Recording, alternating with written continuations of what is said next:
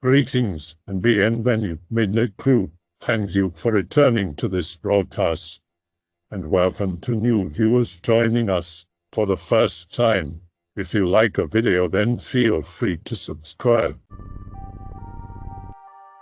Hi/X/. So a little background first to put things into context. I work as a barman in a small town in the UK. When I'm not busy, I like to chat with the customers, and being in /X/file, the conversation inevitably leads to the paranormal. Most of the time, I'm back and forth doing my job, so we talk about random stuff. But if it's quiet and I have the time, I ask them to tell me a story. I normally get tales of ghostly encounters or some strange animal they saw driving late at night. I like to share the better ones on here from time to time, and this story is no exception. Anyway, today I had a guy come in who I'd never seen before. He was probably in his early 60s with a gray beard and these little round spectacles.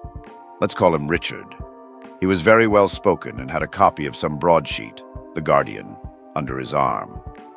Not really the kind of guy that often comes into my place. He orders a beer and sits at the bar doing the crossword.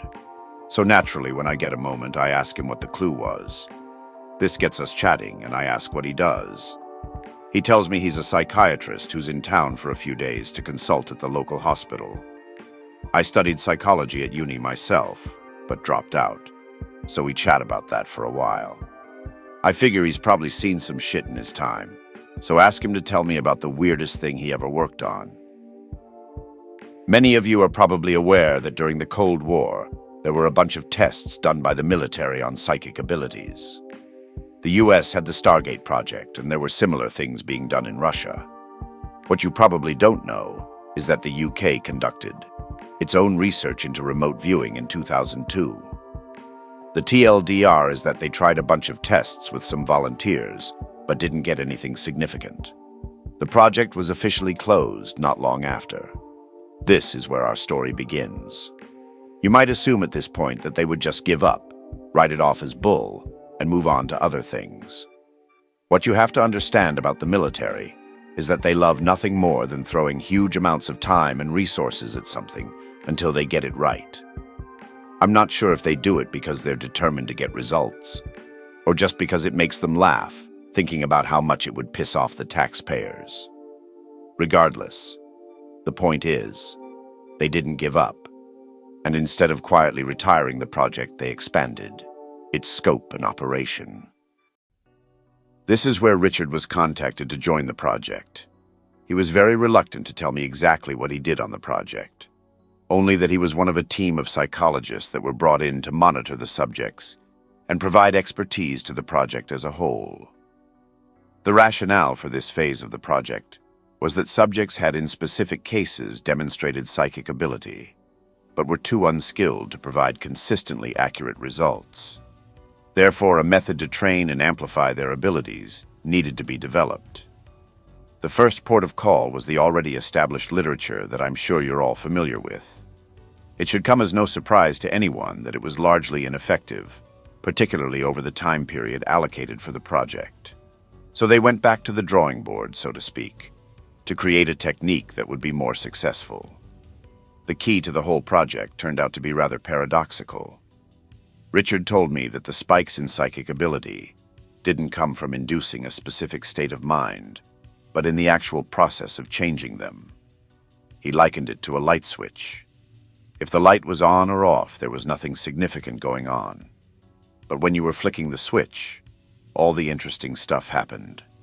The focus, therefore, turned to training the subjects to constantly flick the switch back and forth, and thereby prolong the period of significant psychic activity.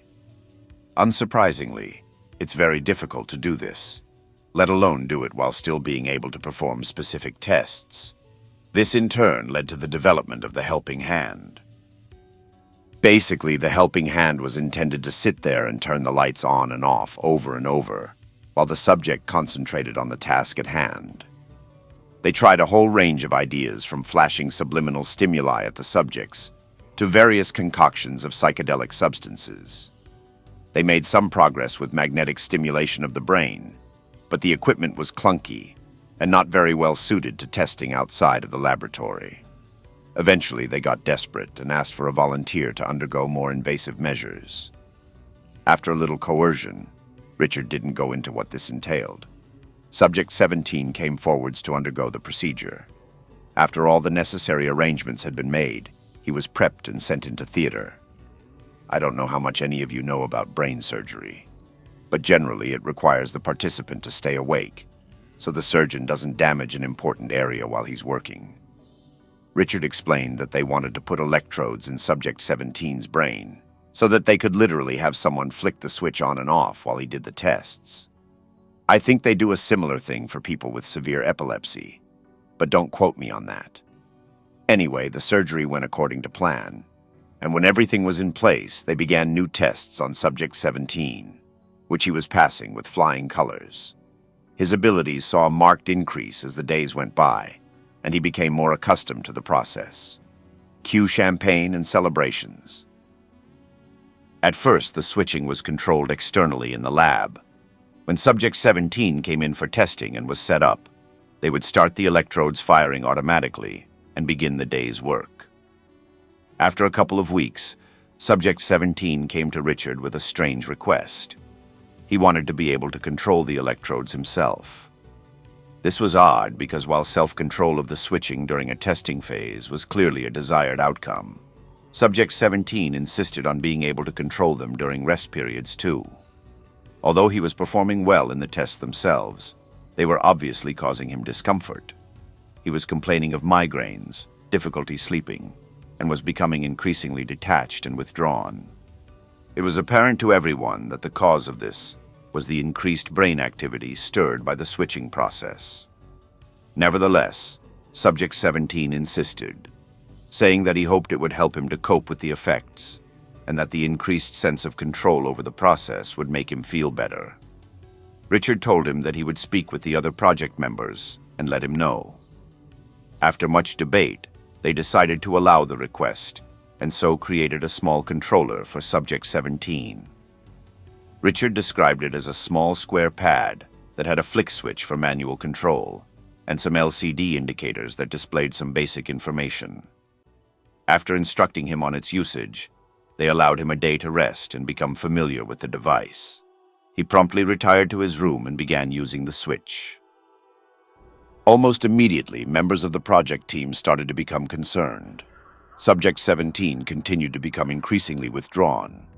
Frequently, he wouldn't speak at all aside from giving answers to the tests they were running.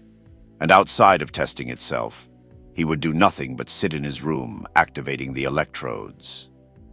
Richard said you could walk past his room at any time of the night, and you would hear asterisk, click, asterisk, asterisk, click, asterisk, asterisk, click, asterisk, regular as a clock, as Subject 17 worked the device.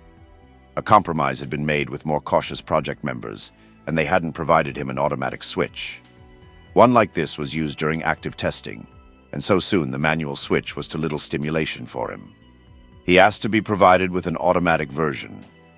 At first, they declined, worried about the consequences of doing as he asked. But eventually, Subject 17 began to refuse to participate in tests unless they agreed to his terms. Since until that point he had continued to improve, they eventually gave in and allowed him a new device. This one had a simple button that needed to be held down to continuously induce the switching effect. Again, Subject 17 retired to his room and began using the device. Another week passed without incident, and the project members began to relax a little. There was talk about performing the operation on a second or even third subject, and about expanding the project into wider areas. Then, as these things go, Subject 17's behavior suddenly changed. Aside from his recent demands, Subject 17 had always been characterized as a fairly quiet, likable person. As one of 2 INFPs in the subject group, he had always been friendly and easy to get along with, if a little timid at times. Next, his behavior became much more overt, arrogant, and in many ways aggressive. He started to look down upon the other subjects and began treating the project team and their tests as if they were beneath him.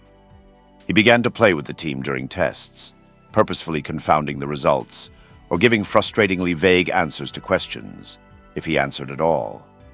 As his behavior spiraled out of their control, they began to impose sanctions on his activities in an effort to regain some kind of influence over him. Nothing they tried seemed to register any concern or emotion from him. Eventually, they decided to withhold the switching device from him, only to discover he was no longer using it. While the first device had its characteristic clicking to signify its use, the second made no sound upon activation. Therefore, it was impossible to determine exactly when he had stopped relying upon it. Richard theorized it had been when he began offering false results to the testers, a ploy in order to disguise the change, but no one could know for sure. The project began to fall apart. With nothing left to coerce his cooperation, the project team continued to test when Subject 17 deigned to allow them, and otherwise were forced to leave him to his own devices. Despite extrasensory perception being the crux and main focus of the project, the lab started to display characteristics of other phenomena. Electrical equipment would begin to malfunction, objects would move unexpectedly, and other subjects began to report shadowy apparitions that haunted the halls at night. While most were convinced Subject 17 was the source of these anomalies, without his consent, there was nothing they could do to confirm their suspicions. With the loss of their prize participant, and the disturbances causing testing with other subjects to become erratic, the entire future of the project seemed in jeopardy. Something had to be done to correct the situation, but opinions were split on how to accomplish this. Some of the more zealous project members suggested quietly disposing of Subject 17, while others suggested more therapeutic approaches. The project itself was hemorrhaging both staff and subjects. With both the downturn in fortunes and the uncomfortable atmosphere, those who could get out did. I asked why Richard hadn't left at this point too, and he told me, "Until that point, I had always believed in seeing things through till the end." I didn't get the impression he still felt that way as. Before they could come to any decision regarding Subject 17, he made it for them and simply disappeared. I say simply, but there was nothing really simple about it. Not only had Subject 17 vanished from a locked room in one of the UK's most secure facilities, he had brought the entire project to a conclusive end before doing so. Richard got a call around 4 a.m. in the morning, asking him to come to the lab straight away. He said it was unusual because, though other team members often did the same, this time it was a high-ranking member of the MP making the call. He described the MP as being remarkably on edge. They wouldn't tell him anything over the phone, and so it wasn't until he arrived at the lab that he understood the extent of the problem. Of the subjects taking part in the study, most, including Subject 17, were missing. A number had died in their sleep. Richard told me that walking through the laboratory afterwards felt like his own heaven's gate. A few were found in various parts of the laboratory, either wandering aimlessly as if in a trance, or endlessly naming target pictures. He did mention that there were a few who were seemingly unaffected. They were still in their rooms and had apparently slept through the whole ordeal. Of the staff, there were a pair of casualties.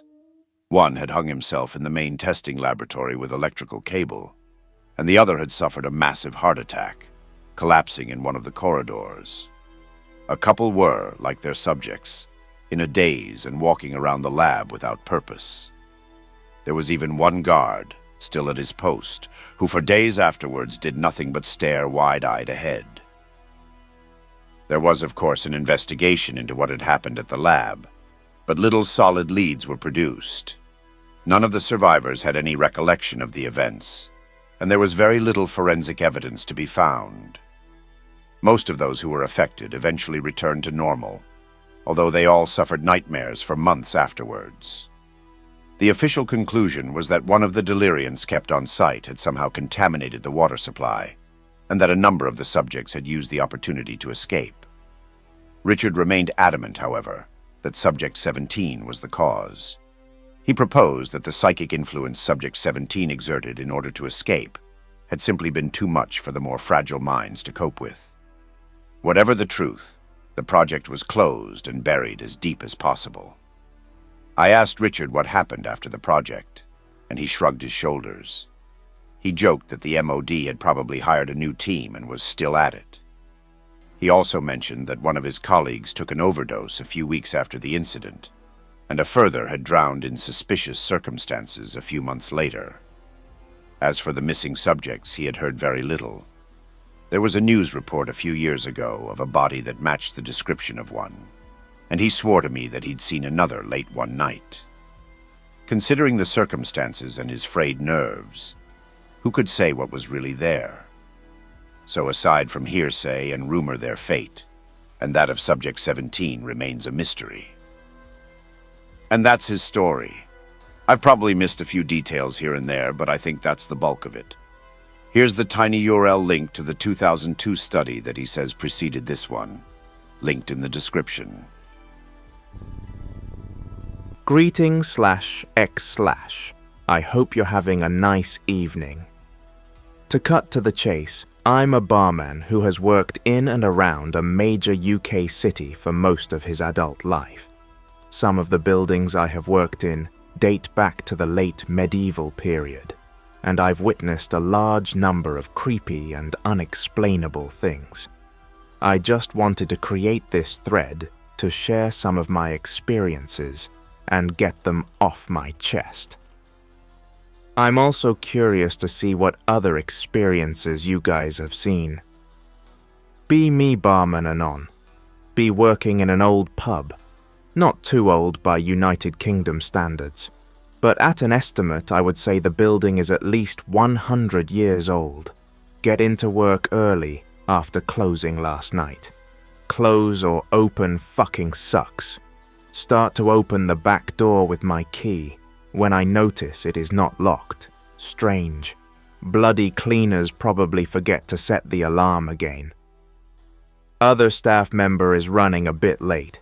Had to drop the kids off to school, so I am the only one there on site, as I am doing my pre-opening checks. I notice that a whole shelf of expensive wine glasses are smashed. Great.jpeg. Grab a broom and start to sweep it up. When I think a little bit harder about the situation, I think, hang on. I think, how did an entire shelf of glasses smash? I think, they were near the floor level and were put away fine last night, and I was the last one to leave. Debris from the glasses was flung meters away from the shelf in all directions. It was not like they were knocked over or something. It was like they exploded. Go to the office after cleaning up the mess and check the cameras from last night. It shows us closing up and me locking up. Then the cleaners coming and going, but they are not allowed to go onto the bar, just the pub floor. Fast-forwarding.jpeg. Eyes are on the shelf the entire time as I am viewing the CCTV footage. When suddenly, the glasses all just simultaneously explode and fling shards of fine glass everywhere. Show other co-workers. Not much we can do about it, but we all agree it is strange.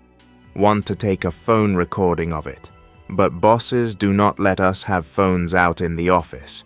Quality would have been crap anyways.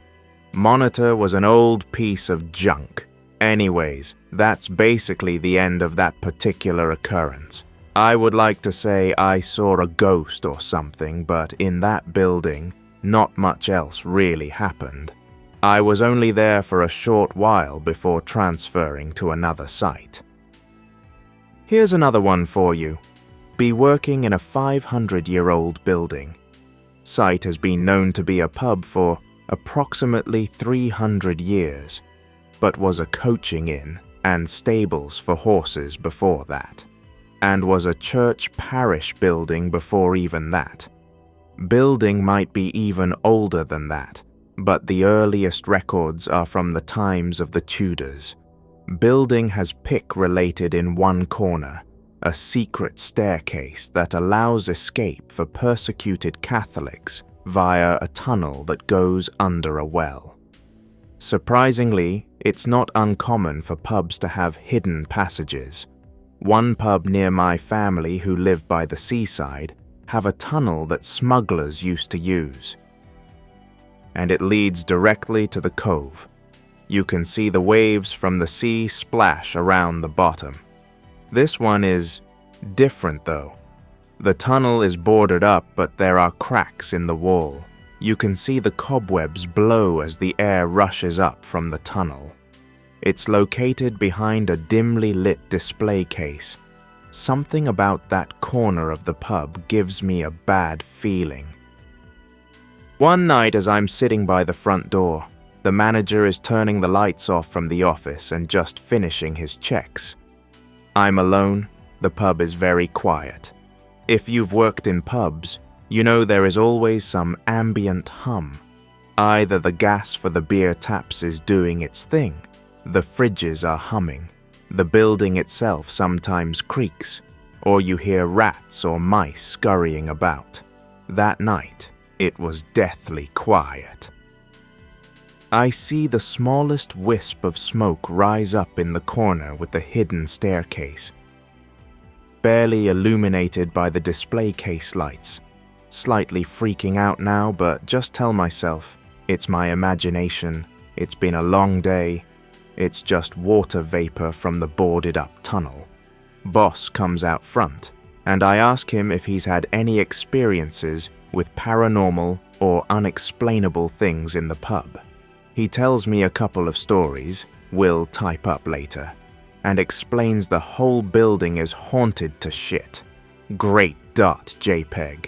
Good news is, he says the ghosts are mostly harmless. Mostly.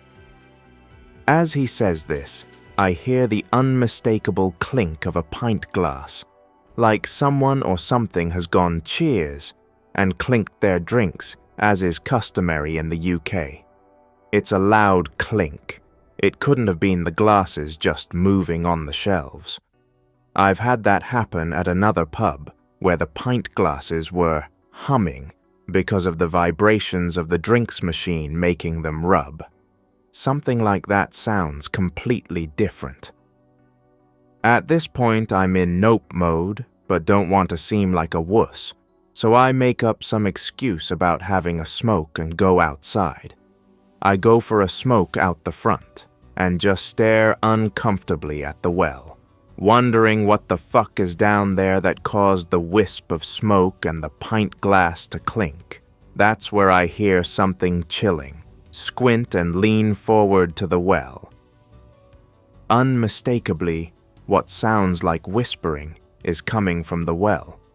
It's hard to make out above the breeze and general sound of water flowing and dripping, but it sounds like Latin.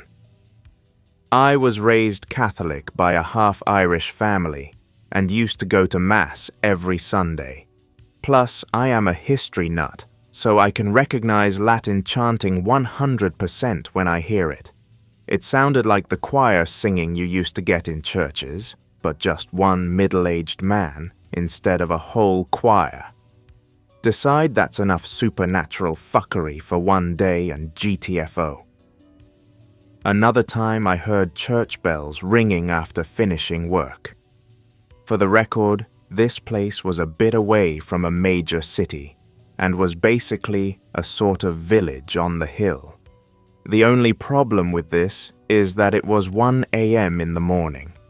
It's not unheard of for certain churches to do midnight mass, but there was no major Catholic festivals at this time, and it wasn't a Sunday. The bells sounded very faint as well, but the church is right next to the pub. To give you some idea, the pub looks kinda like Pick related, but it had a courtyard area and low-roofed buildings for what were presumably stables. This one is from my coworker. Coworker is closing up one day, doors are all locked and everyone is out of the pub. He's the only one there closing as the other staff member called in sick. Bar inside looks like pickerel, where you can see the other side of the pub through the bar. Suddenly sees an old man sitting in the corner drinking his pint. "Excuse me, sir, you have to leave .jpg. Old man carries on drinking without reacting. Boss walks around the bar to get the man's attention when he sees there's nobody at the table. Boss thinks he probably just went to the toilet or something, so checks them to make sure they're empty. They are. Boss is freaking out now and does a full sweep of the pub, including the cellar, kitchen, and staff area. All windows and doors are locked. The old man must have had to be inside the building somewhere, but everywhere the boss checked was clear. Boss says fuck it, blames it on the ghosts, and goes to set alarm for the night. Alarm won't set if it detects movement in certain areas. Boss is the only one in the building, but apparently the alarm cannot be set as it detects movement in the cellar. The boss opens the cellar door and yells downstairs, "Please, can you not mess around for 5 minutes? I want to set the alarm and go home. I've had a long day and cannot be fucked with this bullshit." Boss closes the cellar door and sets the alarm. Everything goes smoothly and he leaves for the night. He told me that the alarm thing would happen often, and if it ever happens to me, just ask the ghost nicely to not move about for a few minutes and they will behave themselves. I've not had that happen to me, but pretty much every morning I've been coming in, the volume for the pub music has been blaring out loud. Someone or something is physically changing the dial to play the music, and it's not the cleaner because the cleaners are forbidden by their contract to go onto the bar itself because of theft and such. Seems the ghosts are mischievous in this place. I get a really strong feeling when I'm there after hours. I wouldn't say it's necessarily evil, but it definitely is an otherworldly and oppressive feeling, if that makes sense. Thanks for reading Anons. It feels good to share this, like it's proving I'm not crazy or something. I think pubs are a strong source of spiritual energy if you believe in that sort of stuff. I'm not even sure if I do myself fully, but I definitely believe in the fact that we don't know half as much as we think we do about the world we live in. Whatever the cause of this phenomena, I know I've seen unexplainable things with my own 2 eyes. My personal theory is that ghosts and spirits are like memories or footprints. They get left behind as evidence of previous human activity throughout the centuries. The busier or more emotionally active a place, the more likelihood of an imprint a human would make on the world around them. Some of the people who drink in these pubs are very old people who have been coming in for almost every day of their life, as have their fathers' fathers, and so on. Here's a relatively fresh one. Be me. Go have a weekend booze fest with workmates. Team is me, workmate A, let's call him John, workmate B, let's call him Eric, and workmate C, Ed. Ed brings his girlfriend Joan, Eric brings his wife Sarah, and John invites his friend Al. Al is a former barman at a well-known dive John frequents. Looks unkempt, greasy hair, beard trimmed with kitchen shears as I find out later. Wears a thick black winter jacket even though it's summer. Creeps me out. But everyone else is fine with him, so okay. We arrive in a woods at a hunting cabin one of my workmates booked. Main road about 2 clicks out. The place is near a lake. There's a proper campground about 3 kilometers away. The arrival time is about 2 p.m., so it's pretty damn early. Start to unpack, bringing stuff inside the cabin. The cabin is nothing special, just beds, tables, chairs, a fireplace, no electricity. Illumination provided by oil lamps and candles, no running water, small well and outhouse. Now comes the part where we get spooked. As we finish unpacking, the smell hits us. You know what I'm talking about. Everyone starts looking around, some spooked, some just disgusted. While everyone is turning heads, looking for the source of the smell, Al walks up to John's car and comes back with a jerry can and a sack of firewood we picked up at a gas station. Before we can ask what he's doing, he drops the whole sack on the spot reserved for campfire and pours gasoline on it. Everyone stops wondering what the smell is, and now is looking at Al, giving him the WTF dude looks. Don't have time to fuck around. He says, "Stand clear," sets jerrycan back, squats, lights 3 matches, and throws into the fire pit. Fireball! Everyone calls him a psycho, except John, who's bent over laughing.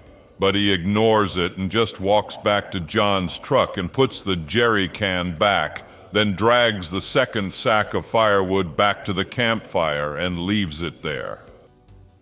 Everything seems pretty okay for a while. We don't even smell the stank that hits us before, and we don't remember it as something significant. Drink beer, shoot shit, prep for fishing, girls prepping snacks for the lads. Al is prepping the main course, shish kebab meat. John says this guy knows his shit, but I still feel uncomfortable knowing he's touching the food I'm gonna eat. Never mind, time to go fishing. Just as me, John, Ed, and Eric are about to head out, the stink returns. Ed quips that something must be fucked in the lake. Everyone agrees that none of us want to sit for hours near a stinky lake, so turn back and decide we'd rather drink more beer. That's why we're here. .jpg. Al sees us and asks why we're back so damn soon. We tell him shit stinks, so fuck it, we ain't fishing. Al scowls thoughtfully, looking at the ground, then nods his head, says, "No matter. Dinner's gonna be served soon enough." Me and work buds continue chatting and getting loaded. About half an hour later, we start bitching about our food taking too damn long. We call for Al. He comes back after 3 minutes with a roll of toilet paper, says he was in the shitter. "Wash your damn hands, you filthy fuck." .mp3. He does so, and after that presents the meat already skewered and ready for cooking. Sarah and Joanne come out with snacks and whatnot. Smell of sizzling meat in the air. Damn, that smells good. Laser disc. Suddenly, one by one, everyone starts noticing the stank taking over the smell of food. Joanne almost gags. Everyone is covering their noses and looking around and at each other. Except Al, who's looking at the cabin with a weird grin. Now this is where shit really hits the fan. Before I can ask Al what's so funny, I hear something gagging behind the cabin. Everyone freezes. We all look at the cabin like we just got bashed with a sack of wet cement. Girth, fa, and then wah. Whatever it fucking was, it first bumped real hard at the cabin, then took a fucking sprint away from it at breakneck speeds. I was feeling sick from fear. My guts fucking jumped when I heard it. Joanne and Sarah ran to their dudes for safety while me and John kept looking at each other thinking what the fuck and what do. Then Al started chuckling like a maniac. "What a fucking idiot! Fucking gotcha, you fuck motherfucker!" He stood up, still laughing. Everyone looked at him like he was mental, which I fully believe to be true. We asked him what the hell just happened. He then tells us how he figured that this stench came from some animal stalking us. That's why he took some of the meat meant for the kebab. And this is how sick this guy is. Then jammed half of my fishing kit in it. Meat and fish hooks. He left it near the shitter when he was on his way there and waited until the poor beggar decided to take a bite. I'm not sure what shocked me more. The fact that we were stalked by some beast, the fact that my fishing kit got fed to it, or that I was camping with a sadist like Al. After that, we thought about what do. Call the cops, pack up and leave, or just leave our stuff here.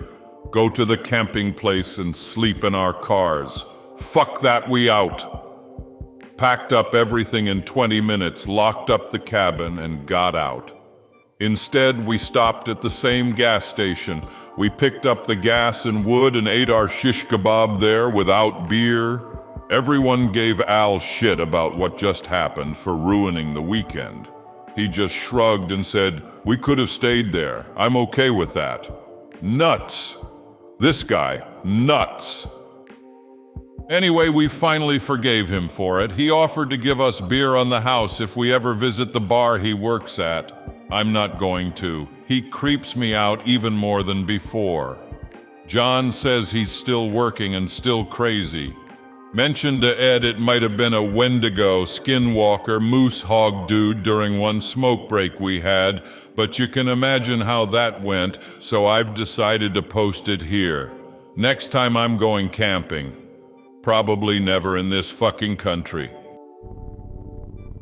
I hope that you enjoyed tonight's broadcast. If you enjoyed tonight's story, then please subscribe to the channel as more Greentext will appear daily. A new broadcast will appear when the clock strikes midnight Central Time.